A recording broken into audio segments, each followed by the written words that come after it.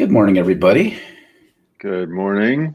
This is September 14th, 2020. We're on episode 94. Yeah. Before we introduce ourselves and all that, Facebook is having some technical issues that they know of, and they're trying to remedy. So it might seem as though the video isn't live for a lot of people, which if that's true and you're not clicking on it, you won't hear this message anyways. But the other part it seems as though some of the comments aren't getting through. So if you're commenting and it's not going through, I encourage you just to try going to the transmission Facebook page to comment. And if we don't comment, it's not because we're ignoring you. We'll see. Yeah. Some pages might not be going through. But already we have one comment going through from Kathleen. Good morning, Kathleen. So it's some of you are going to be able to get through at least. I encourage you to go to the transmission page to try to do that. With that, I'm Mark Van Steenwyk. I'm the director for the Center for Prophetic Imagination. And I'm Daniel Wolpert. I direct MICA, the Minnesota Institute of Contemplation and Healing. And I like that we're back to the place where the last number of the episode corresponds with the last number of the day. Right? We were doing that for a while, and then it went away. Now it's back. I'm glad that this numeric symmetry can bring joy to your dark and dismal life. It does. It does. It's like the way you said at the beginning of the crawl, start your week off right. So yeah, this symmetry, it's pleasing. Yeah. It's kind of the way you feel about pumpkin spice. Or the way conspiracy theorists feel about the conspiracy. It's like, oh. That's right. I feel comfortable now. Yeah. It's the way I feel happy every time I see a robot bird go by. It's like, that's the thing. It's, if they're out there, it means that the powerful are still afraid for a reason. That's when they go away, then you know that you're no longer a threat. I know. When the robot birds all disappear, it's sad. Mm-hmm. Speaking of things, threat and decline and all that sort of stuff, today we're talking about, in general, the decline of liberal arts education, but since our specific experience is predominantly within religious institutions and seminaries, we're going to be focusing more on that within our wheelhouse. And why it matters, because people have been talking about this for a while, and it's part of the overall trend of the decline of mainline denominations, right. And the decline and the rise of debt, the rise of the cost of education, right. The acceleration of capitalism towards its end game. All these things are coming into play. So this is a nerdly fascinating thing to talk about, but it also has grim and heavy consequences for a lot of us. Yeah, and then we've got a resident expert on. Sofia, we should have you jump on here. Is that Sofia? Yeah, do you see her comment there? I love it. People tuning in as someone who dropped out of seminary but now works for a divinity school. Yeah. So for a little bit of history, as we often like to do. Mm-hmm. So education as we understand it in the West, and actually it's also true in the East as well. Education has largely come out of spiritual traditions. So one of the great early universities of the world was a place called Nalanda University, which was in the north of India and was a Buddhist university, flourished in northern India in the kind of 5th, 6th, 7th, 8th, 9th centuries. And so this was true. This is true in the Christian West as well. So also true in Islamic society, right? So education is initially connected to spiritual tradition, where you have this sense that intellect, as well as personal spiritual formation, as well as corporate spiritual formation, all of the various ways that we study creation, right? Science and all of this, all of that comes together in an institutional setting. And so Universities start off that way. They're all connected to monastic orders. The Dominicans in the West were one of the great starters of universities. Their charism is very much this intellectual charism. They're called the Society of Preachers. And then once the Enlightenment hits, many of these universities start to become more and more independent of the church and monastic orders. Many of them don't, but a lot of them do. And then in the United States, you eventually get this concept of the public university, which is this notion that as many people as possible, you want to create this informed citizenry, should go to college and should go to school. And so you have the land grant university systems. And up until very, very recently, these universities provided just about free education to regular folks who could get into them. Now that's obviously all changed in a really short period of time, right? So this is within my lifetime. I mean, I'm ancient, right? But not that ancient. And when I went to the University of California back in the late 70s, college cost $1,000 a year. And, I could easily work for a summer and make enough money to pay for tuition and my room and board for the whole year. Something that is total right now. Get a world question. And then, of course, seminaries are connected to various churches, and they model themselves eventually on this university model. Mm-hmm. And now the whole thing is collapsing. And there's all kinds of it's not a straightforward narrative because there's so many forces at play. So it's a mixed bag. So mm-hmm. part of the thing that's interesting. So if you look at it from the history of the left, and by left I mean anti-capitalist left, there's a huge critique of not only the capitalism but also the church, because the church was understood as having a primary or key role in the maintenance of social order, and that makes sense. Especially when you still have this logic of the aristocracy being some sort of divine right, which then informs our understanding of property rights.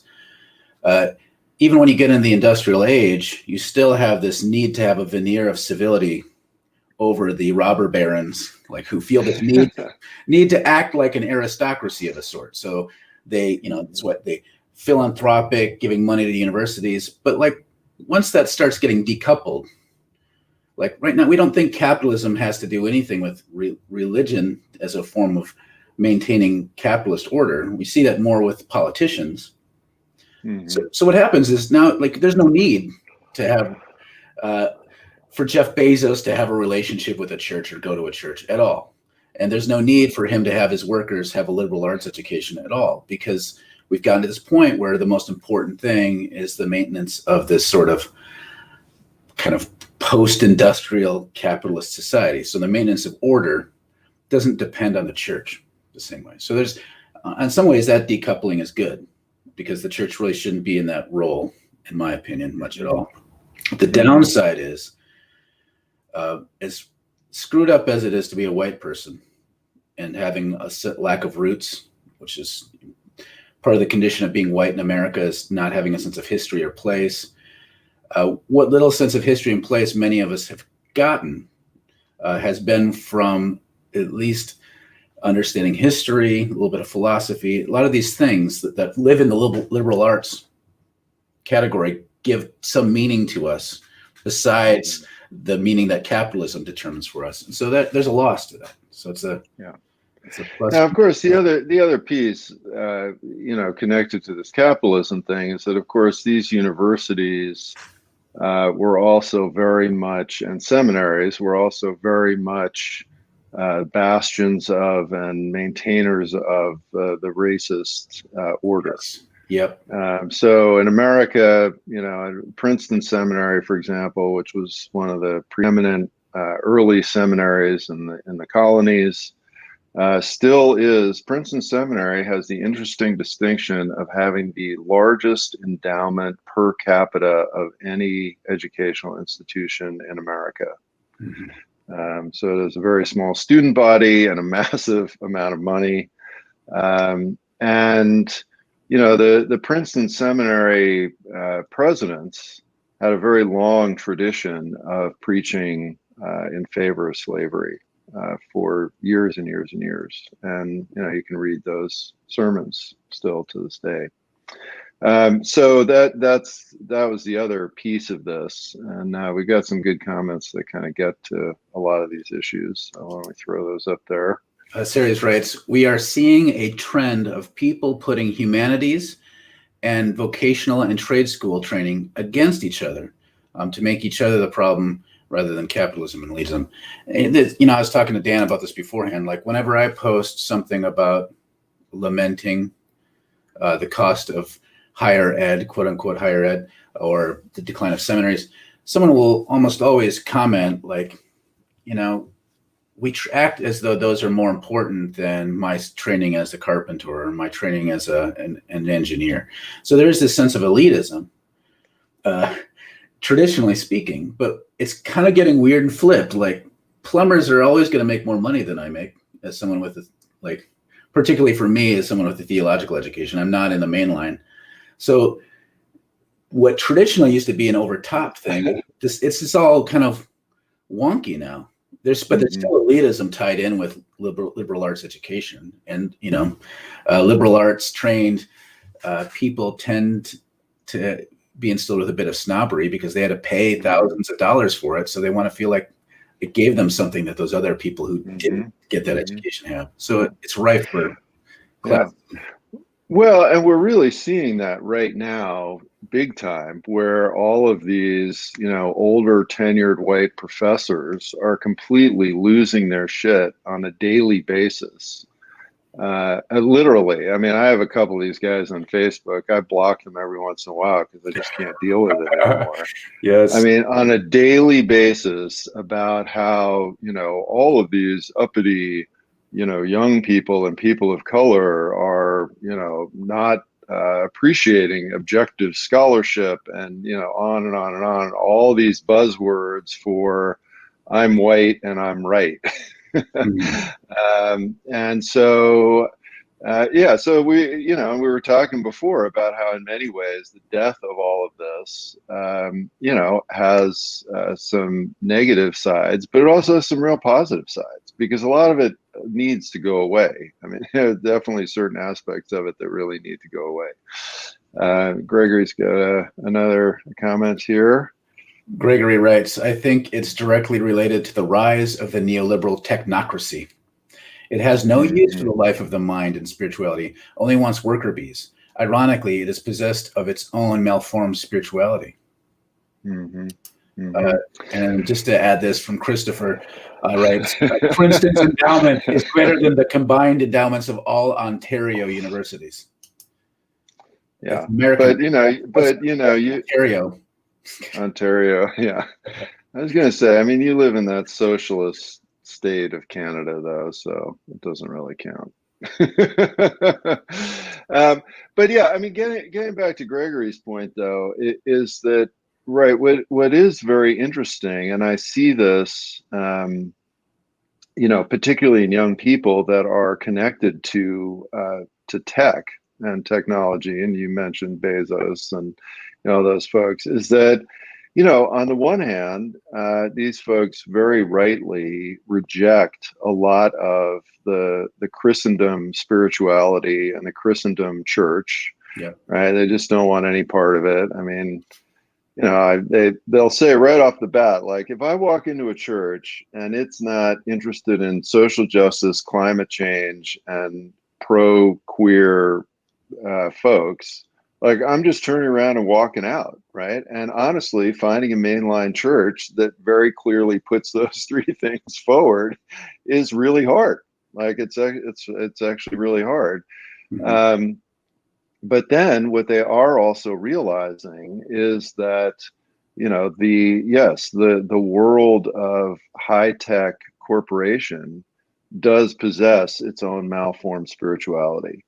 And oftentimes that's related to racism and capitalism.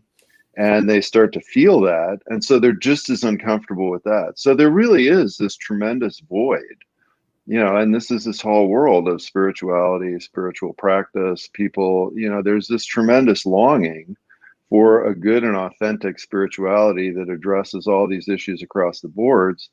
And, right now the church is just not addressing that. No, and then if this is the dominant mode of discourse, capitalism, like the way that we live and breathe within capitalism, this is why when you get spirituality entering into that, it is kind of a module of something you do for greater productivity and having less stress. So it becomes purely functional within that mode of capitalism. Yeah. And so liberal arts education, again, as flawed as it is, even a crappy school, you'd have to learn like, oh, this is where it all comes from. And so that gives you a chance of understanding I should maybe do spirituality in ways that have nothing to do with how it contributes to my placement within a capitalist society. That there's other reasons. Which brings up another piece to me that contributes to all this. I don't think it's entirely an accident that the decline of the mainline and the decline of universities has also kind of gone alongside the increase of global Pentecostalism or evangelicalism, which are the majority of evangelical and Pentecostal ministers I've known only went to seminary after they were pastors. Like, so you don't need it. There's no benefit really to doing it before becoming a pastor. In fact, it can be a detriment. When I went off to seminary, even when I went off to my undergrad to study at a fundamentalist Bible college, I had friends tell me that I was wasting my time because none of that would be seen as beneficial within me serving the church as a pastor in their thinking. Right. So this anti-intellectualism piece is there, but then again, as evangelicalism has progressed, it's become more and more business-like in how it functions because it's become detached from some of this deeper sense of tradition that is drawing upon things that predate capitalism. Kathleen's got a comment. My husband and I each spent more than $40,000 getting our seminary degrees and spent 3 years getting those degrees. He is no longer a pastor at all. I was forced to retire because I wasn't catering to the evangelical center. My seminary has closed. Pastors without any formal theological education are being appointed to churches. They have no idea how to interpret scriptures outside the personal evangelical perspective. Right. Yeah. Yeah, you're touching on a lot of the intersecting points with that comment. Yeah. And when we talked last week, it was Gus that brought it up about how in many ways the Trump phenomenon is kind of like proof texting the Bible, right? You just take these little snippets and bites out of it to fit your ideas and worldviews. That's very much interconnected. If you don't have any kind of formation and education in spiritual life and practice and hermeneutics and reflecting on the scriptures and society and any of that, what you're reduced to is just pulling out phrases out of the Bible that you like, basically, and that fit your worldview and your predetermined theology. And, you just don't have the tools to do any of the rest of it. And again, I think that's really this sort of education at its best, as you're saying, it gives you some kind of wider perspective. And when you don't have that, you're just at the mercy of your own formation. And your own formation is whatever little habit, you came out of. And you have no ability to see outside of that. Right. And you've never been able to take any kind of time apart.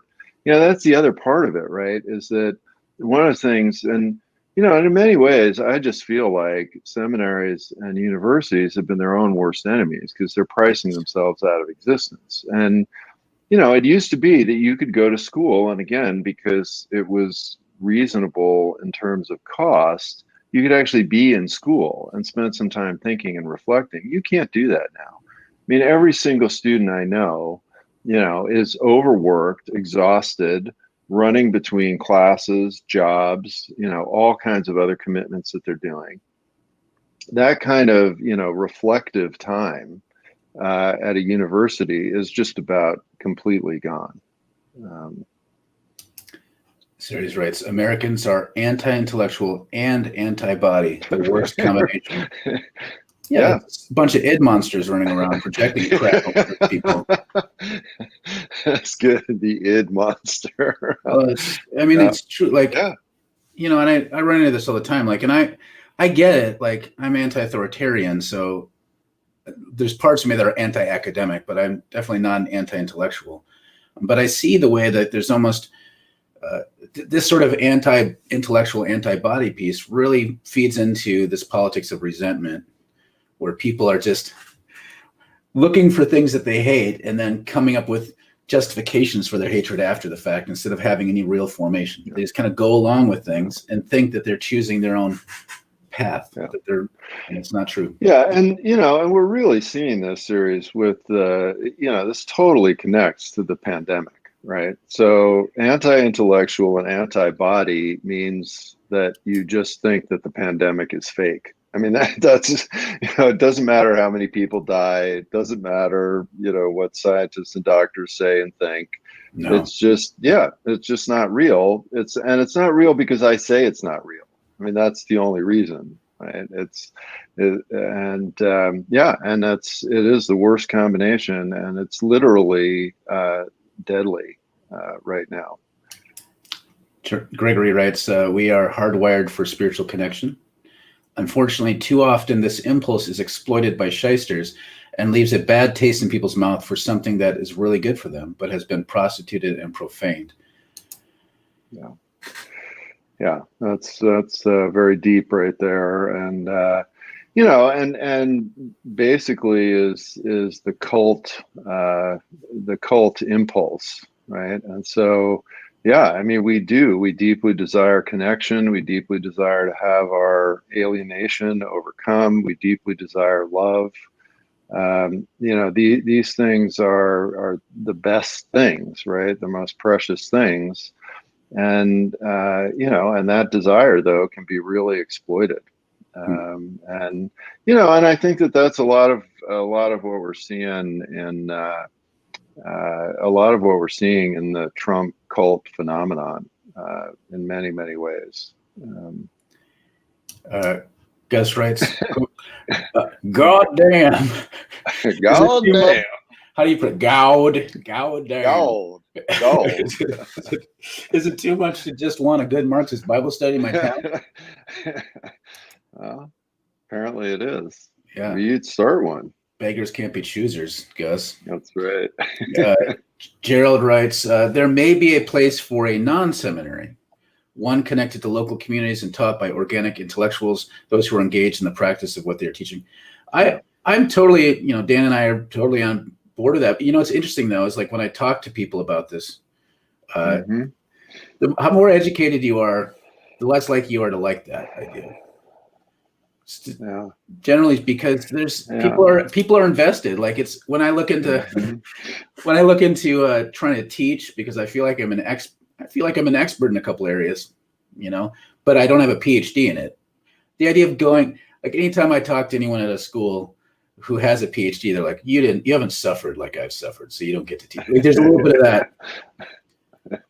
I mean, it's human nature. Like, people are invested in this, and so the idea of creating holistic non-seminaries that take like deeply wise and well-trained, thoughtful people to share, like there's resistance to that, even from people who should be on that page.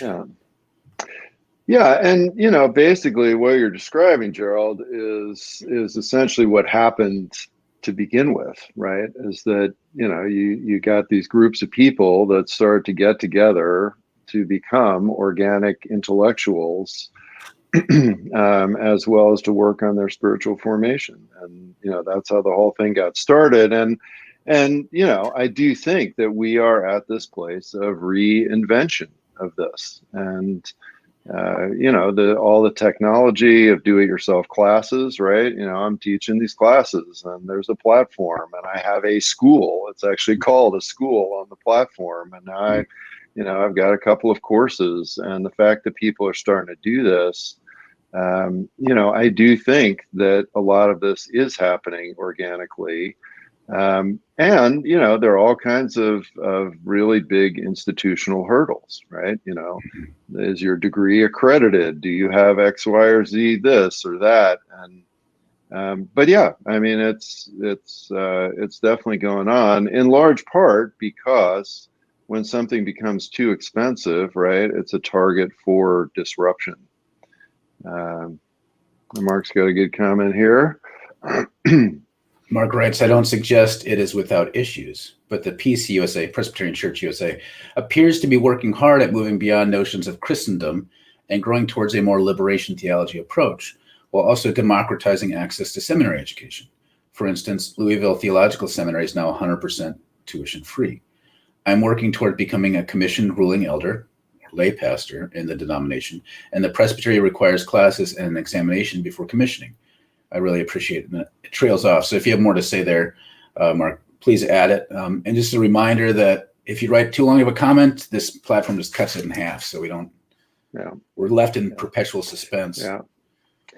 Yeah, no, that's great, Mark. And, of course, Gregory is one of the co-moderators of the PCUSA. Very honored that he's on and watching. And I think that, there definitely is innovation happening in all kinds of little places. Mm-hmm. And I think the places that really work hard at that are going to be the ones that succeed in making it through. And then the places that are not doing that, they're going to die. And maybe reborn. Right? I mean, we have, Alan on here at the BTR is kind of the phoenix of an old mainline seminary, and it's it's reworking itself and trying to provide formation and education in a different format. So that's really cool. Becca writes, I felt like seminary took me out of the world, and that made it difficult to get the vocational training I actually needed. Some denominations have a course of study option instead of a seminary degree. It takes longer, but I wonder if that might actually be a good option for ministry vocational training. I think that's spot on. And I think there's a lot of problems with how seminary education works. Mm-hmm. I personally think following the university model is not a great idea. Because it's not formational, really. It's not formational, and it's extractive.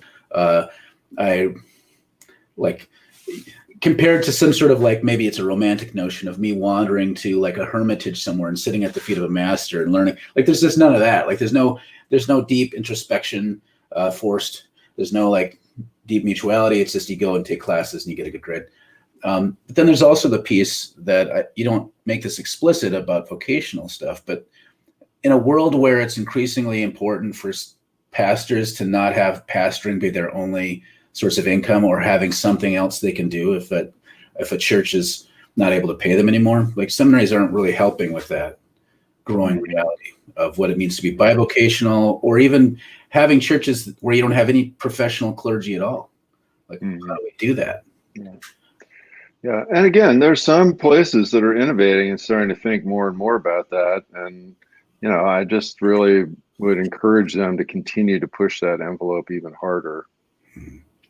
Patricia writes, organizations are invested in promoting the work they are invested in. Yeah. Hard to be eclectic as outside of the party. That's right. Yeah. Sofia writes, we are launching lifelong learning at our divinity school so that we can make divinity education courses learning more accessible. If our goal is really to theologically train people from laity to already seminary educated folks, then this is the way to go.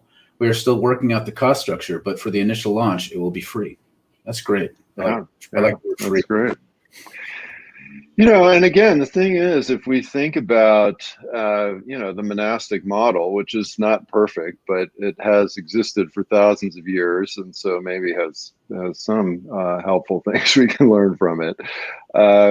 I mean, theological lifelong learning, that's what that was all about. You never stopped learning and studying, and it was fully integrated into your life, which also included things like ministering, praying, growing vegetables, fixing the shed, that kind of stuff too.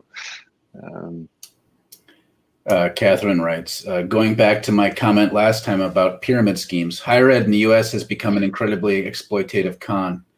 There is so much about education to believe in. I have a PhD and love learning, but the idea that we should be in debt for life for it and that what it gets taught should be shaped by profit is crap.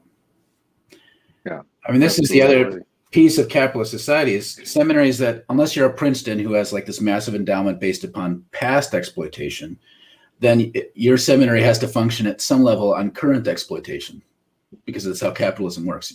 You can only make money at things that are going to be viable in this economic model.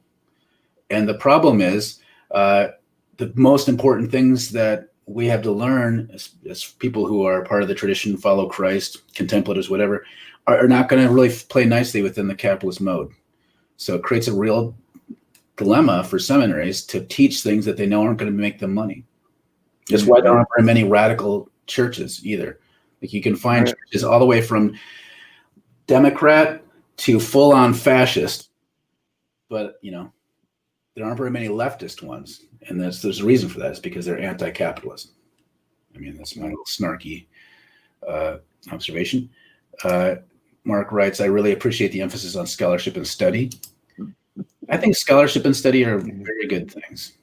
Yeah, very important. But we've bottlenecked them into one mode of delivery, and that's probably. Gregory writes, I've seen that same type of mentality among people not wanting young folks to have free college or their student debt forgiven because they themselves didn't have it and had to pay their loans off. It's like, I had to suffer, so you should have to suffer, otherwise I'll resent you. It's just so much fits into that in our political economic system right now. It's so crappy. Well, and it's also an abusive social system, right? I mean, it comes out of fraternities, right? It's that hazing concept. Like you have to get hazed because I got hazed. I mean, there's the same thing in the medical world. There's this incredible resistance to reducing hours for residents. And it was that same thing. It was like you had all these old docs being like, well, I stayed up for 78 hours in a row and, was walking into walls and I didn't kill anybody. So you've got to do it too. It's like, no, what you were doing was dumb. And so let's stop doing dumb stuff.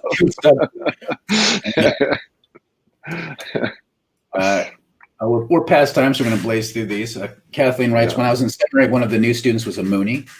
I was disappointed that he had to drop out because the seminary wouldn't accept any of the credits from the Moons. I don't know what it's called. I could go along. I bet they wouldn't. Yeah, I can't imagine any school taking credits from. But I mean, it shows like I'm finishing a program, a graduate certificate program, where I have to take the same classes I took in seminary because they have a requirement that I take a certain number of credits, even though the director of the program says, well, you shouldn't have to, but this is policy. The only reason that policy is there is for economic reasons. Yeah, I'm totally fully educated enough to not need to take even more classes on church history. Well, and because you're a Mooney, and they didn't like that. But no. Anyway, let's get. Gregory writes, in the Black church, bivocationalism is and has always been the norm. I started out in ministry as a tent maker. Yep. Yeah. That's kind of how I was brought up too. Our pastor was raised cattle, and when I started ministry, I did multiple jobs. But yeah, it's almost like you are made to feel ashamed if you're one of those, because I've had people look down on me because of those sorts of things. Mm-hmm. Yep. Gus writes, wish seminaries required some community organizing classes as a requirement.